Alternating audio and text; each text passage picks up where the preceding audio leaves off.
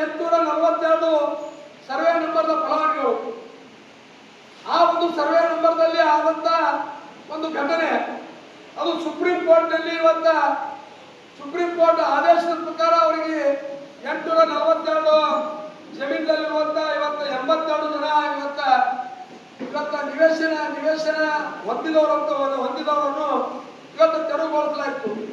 ಅದರಲ್ಲಿ ಪುರಸಭೆ ಪಾತ್ರ ಏನೂ ಇಲ್ಲ, ಅದರಲ್ಲಿ ಸರ್ಕಾರದ ಪಾತ್ರ ಏನೂ ಇಲ್ಲ, ಅದರಲ್ಲಿ ಶಾಸಕರ ಪಾತ್ರ ಏನೂ ಇಲ್ಲ. ಅದು ಕೋರ್ಟಿನ ಆದೇಶ ಪ್ರಕಾರ ಇವತ್ತು ತೆರವುಗೊಳಿಸಲಾಗಿದೆ. ಆದ್ರೆ ನಾನು ಈ ಒಂದು ಸಭೆ ಮೂಲಕ ಆ ಫಲಾನುಭವಿಗಳಿಗೆ ನಾನು ಒಂದು ಮನವಿ ಮಾಡ್ಕೊತೀನಿ. ಏನ್ ಮನವಿ ಮಾಡ್ಕೊತೀನಪ್ಪ ಅಂತಂದ್ರೆ, ನಿಮ್ಮ 82 ಜನರಿಗೆ ನಾವು ನಿವೇಶನ ಕೊಡ್ತಾ ಇದ್ದೀವಿ.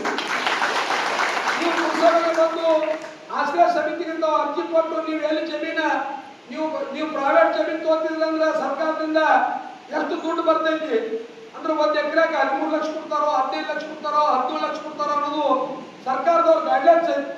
ಆ ಗೈಡ್ಲೈನ್ಸ್ ಪ್ರಕಾರ ನಾವು ದುಡ್ಡು ಕೊಡಿಸುವಂತ ವ್ಯವಸ್ಥೆ ಮಾಡ್ತೀವಿ.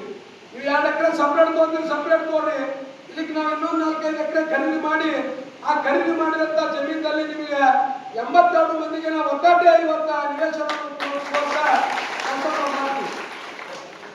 ಇವತ್ತು ಸುಮ್ಮನೆ ನೀವು ನಮ್ಮ ಮೇಲೆ, ನಗರಸಭೆ ಮೇಲೆ, ಸರ್ಕಾರದ ಮೇಲೆ ಅಸಮಾಧಾನ ಹೊಂದಿ ಇವತ್ತ ನಮಗೇನವರು ಎಲ್ಲ 72 ಜನ ವೈರಿಗಳಾದಂಗೆ ಅವರು ಸಿಂದಗಿ ನಗರದ ಇವತ್ತ ನಾಗರಿಕರು, ಅವ್ರು ಯಾವುದರ ಪಕ್ಷದಾಗ ಇರ್ಲಕ್ಕ, ಯಾವುದರ ಜಾತಿ ಇರ್ಲಕ್ಕ, ಆದ್ರೆ ಒಬ್ಬ ರಾಜಕೀಯ ಮಾಡುವಂತ ವ್ಯಕ್ತಿ, ಒಬ್ಬ ಜನಪ್ರತಿನಿಧಿ ಇವತ್ತು ಅಧಿಕಾರಕ್ಕೆ ಬಂದಾಗ ನಾವು ಜಾತಿ ಪಕ್ಷ ಅನ್ನೋದೇ ಸಿಂದಗಿ ಮತಕ್ಷೇತ್ರದಲ್ಲಿರುವಂತ 2,57,000 ಮತದಾರರ ರಕ್ಷಣೆ ಮಾಡುವುದು ಒಂದು ಕರ್ತವ್ಯ.